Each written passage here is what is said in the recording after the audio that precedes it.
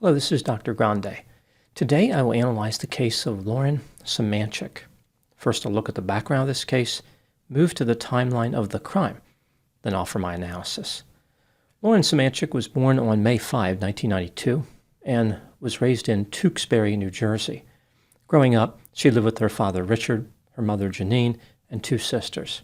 From a young age, Lauren took an interest in animals.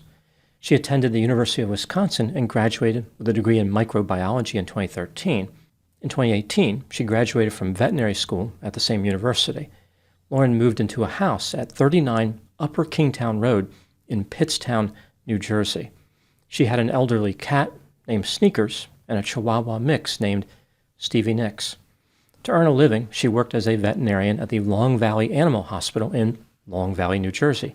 Lauren became romantically involved with a man named Ricardo Santos.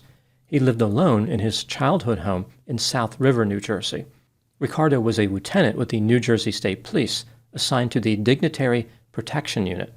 He provided security for the governor and other state leaders, and was paid an astounding $147,900 a year. Lauren broke up with Ricardo in September 2024. Ricardo had a strong negative reaction to the termination of the relationship. He repeatedly called and texted Lauren. She suspected that Ricardo was following her home and had planted recording devices in her house. Lauren even installed security cameras on her house and in her vehicle. On May 19, 2025, she reported to the police that her vehicle had been vandalized while she was at work. The investigating officer told Ricardo to avoid all contact with Lauren to prevent escalating the situation. Ricardo indicated that he understood this instruction. On the next day, May 20, Lauren stopped by a police station near her home to file a police report. She was given a phone number to call. When she called this number at 10:38 a.m., it went to voicemail. She left a message saying that she would like to file a police report and obtain a restraining order. Her ex-boyfriend was texting her, calling her, planting recording devices, and even had her car towed. Lauren said that she felt especially uncomfortable because he was a state trooper. The police never bothered to return the call to Lauren. In the early summer of 2025, Lauren met a man named Tyler Webb at a concert, and they became romantically involved. He was a mechanic and a volunteer firefighter. Now moving to the timeline of the crime. On August 1, 2025, at 7:08 p.m., a 911 call was placed by a person in a house at 41 Upper Kingstown Road. This individual reported hearing gunshots and screaming. The caller's house was only 350 feet away from Lauren's house at 39 Upper Kingstown Road. The dispatcher for the Franklin Township Police relayed the information to a sergeant named Kevin Bolero. He acknowledged the transmission, but drove 1.5 miles in the opposite direction to the TD Bank on Route 31 in Clinton Township. There he conducted a personal transaction at the ATM. About 5 minutes later, a second person called 911 and reported gunshots and screaming in the same general area.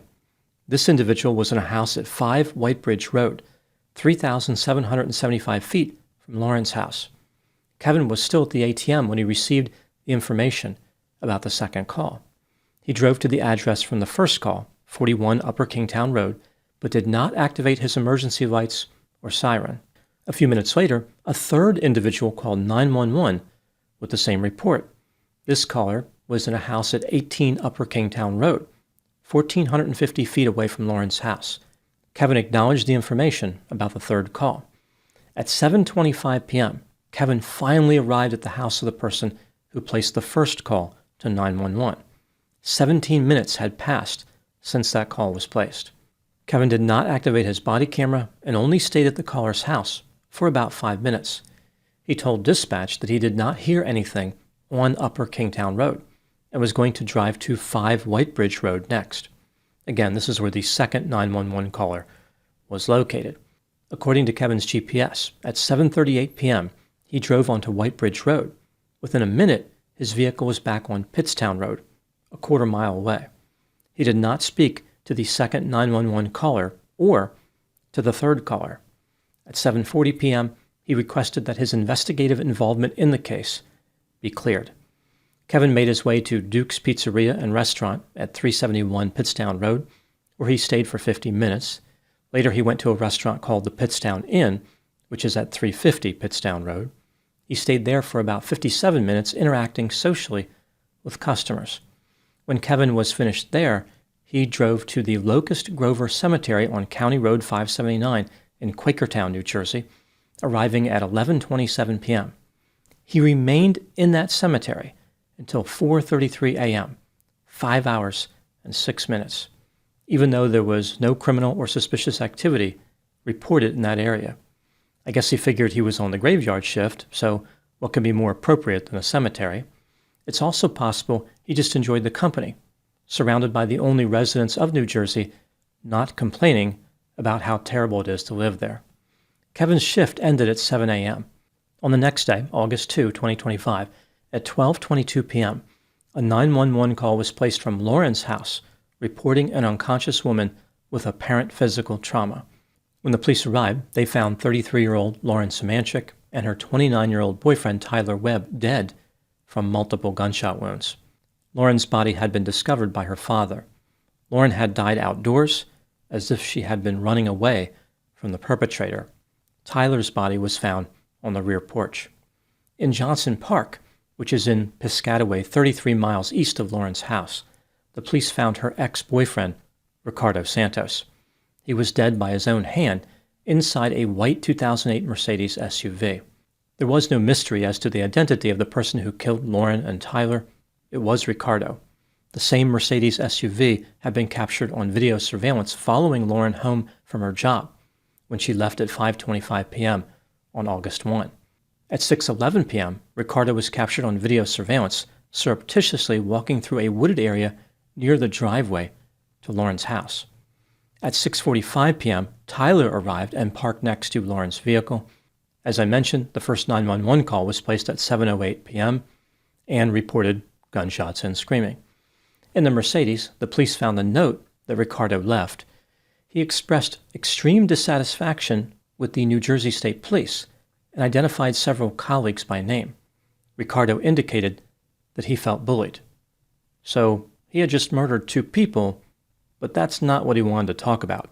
He wanted to talk about his feelings about being bullied. An investigation was conducted into the police officer, Kevin Bolero, who allegedly failed to properly investigate the report of gunshots and screaming. The police accused him of lying about his activity on the night of August 1, 2025. For example, he allegedly claimed he was unable to make contact with the caller from 5 White Bridge Road. This was the second caller. And he said he was canvassing the area where the gunshots were reported, when in reality, he was driving to the pizzeria. Kevin was placed on administrative leave and charged with second-degree official misconduct and tampering with records. He is facing up to 10 years in prison. At the time I am making this video, Kevin is working his way through the legal system in New Jersey. Now moving to my analysis. Here are my thoughts on a few areas that stood out to me in this case. Item number 1. As far as the double murder, this case has been solved. There is no question that Ricardo was the killer. With him being dead, he cannot face the consequences of his behavior. Nothing can be done at this point. Much of the anger over the murders has been directed towards Sergeant Kevin Bolero, who I will talk about in a moment. Regardless of what Kevin may have or may not have done wrong, I think that some attention needs to be focused on why the police failed to protect Lauren, even though she reported Ricardo's harassment. A fast response to the shooting would have been ideal. Kevin should have done a better job, but preventive measures from other officers could have stopped the incident entirely. Item number 2. As I mentioned, there has been a lot of anger directed towards Sergeant Kevin Bolero. People have been astounded by his apparent laziness and lack of interest in performing any actual police work. Lauren's family released a statement saying, quote, "The Semanchik and Webb families are shocked at Sergeant Bolero's egregious conduct as charged by the Hunterdon County prosecutor. We believe this to be the tip of the iceberg of the many failures by the local and state police, which will be uncovered and which led to the murders of Lauren and Tyler," unquote. The family plans on suing both the local and the state police. Not surprisingly, Kevin's attorney has a different perspective, saying, quote, "Nothing Kevin Bolero did or did not do that day impacted or could have stopped the tragedy in any way. Sergeant Kevin Bolero has faithfully served the community for nearly 25 years and is not guilty of anything related to the horrendous killing. This prosecution is unfortunate." Unquote. Item number 3, Kevin Bolero maintains his innocence, and he has a few supporters. They argue that there was nothing he could have done to prevent the murders, and his behavior on the night of the murders did not rise to the level of misconduct. The state, of course, disagrees. They believe that Kevin's behavior was unacceptable and rose to a criminal level. This brings me to the question, is Kevin Bolero guilty of official misconduct? Let's take a look at the evidence both for and against the idea that he is guilty, starting with the inculpatory factors. When Kevin received the information about the first 911 call, he drove to an ATM instead of responding immediately. Arguably, this would be unacceptable for any 911 call, but it is particularly inexplicable when talking about a report of gunshots and screaming. While at the bank, Kevin conducted personal business. It wasn't like he was responding to a call at the bank. This trip was completely unrelated to anything official. If Kevin had some doubts about the seriousness of the call, like he didn't really believe that there were gunshots or screaming in the area, all doubt should have been removed when he was informed about the second call and the third call, reporting the same thing. It took Kevin 17 minutes from the first call to get to the house of the person who placed that call. He drove without his emergency lights or siren and never turned on his body camera. When Kevin left that location, he said he was going to the address of the second caller, but it is clear he made no attempt to contact them. Later, he lied and said he was unable to contact the second caller. Also, Kevin made no attempt to contact the third caller. He seemed more interested in clearing the case so he could go socialize at a couple of local businesses. After this, he spent over 5 hours at a cemetery. As far as the argument that Kevin could not have prevented the shooting, that is true. However, there are other factors to consider. Was Lauren still alive immediately after the shooting? Was Tyler still alive?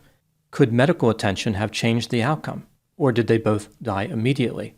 If Kevin had found her house, he could have called for medical assistance. Ricardo ended up dying too, as I mentioned. But what if he had more targets in mind? It was important to identify the killer as soon as possible, rather than just letting him do whatever he wanted after the murders. Ricardo did not know it, but he actually had enough time to clean up the crime scene because the local police were not interested in conducting an investigation. Now moving to the exculpatory factors. Working the overnight shift as a police officer in New Jersey must be one of the most boring jobs imaginable. They probably receive a lot of calls that seem urgent initially, but turn out to be insignificant events. If someone were to randomly select 10 police officers in New Jersey working overnight, they could probably find a lot of violations and improper use of time. Kevin isn't the first police officer in history who wanted to take it easy on the overnight shift. Technically, he did investigate a little bit. It wasn't like he completely ignored the entire situation. When considering all the evidence in this case, do I believe that Kevin is guilty of official misconduct? Yes, in my opinion, he is guilty beyond a reasonable doubt. Police officers are required to investigate reports suggestive of criminal activity. Personal business and laziness should never get in the way. Now moving to item number 4. What do I think happened in this case? This is just a theory, my opinion.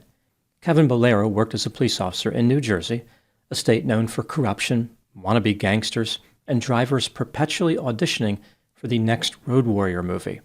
It's hard to be motivated when the air itself is 20% diesel exhaust, 10% suspicious odors, and 70% despair.